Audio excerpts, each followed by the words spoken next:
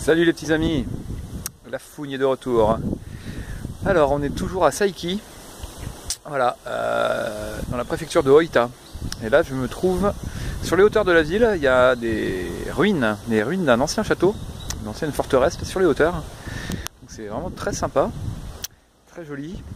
Et j'étais au musée, mais bon, le problème c'est que c'est tout en japonais, donc j'ai pas compris exactement ce qu'il y a à comprendre. J'imagine je ferai des recherches un peu plus tard. Donc voilà, j'en profite un peu pour vous montrer quelque chose que je voulais aborder depuis un moment. C'est comment dire, les paysages japonais. Alors, assez particulier, j'aime vraiment beaucoup. Et d'être en hauteur, ça va me permettre de bien illustrer le propos. Ah, donc en plus là c'est la saison Koyo, hein, feuilles rouges, des feuilles rouges d'automne, avec des jolis petits érables là. Je sais pas si la vidéo rendra très bien. Non, on voit pas très bien. Enfin bon, là il y a pas mal d'arbres qui commencent à rougir et c'est vraiment très joli. Donc voilà, les Japonais raffolent de cette période de l'année.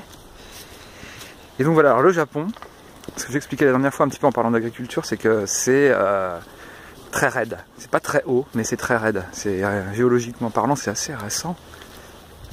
Et donc ça donne des paysages que j'aime beaucoup.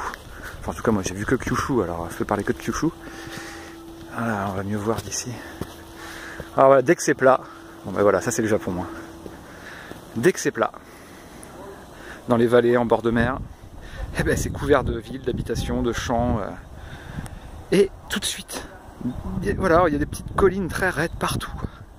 Voilà, la ville est entourée de petites montagnes, pas très hautes, mais très très raides. Et donc on peut rien faire, on peut pas du tout cultiver. Et donc ça donne des paysages vraiment intéressants.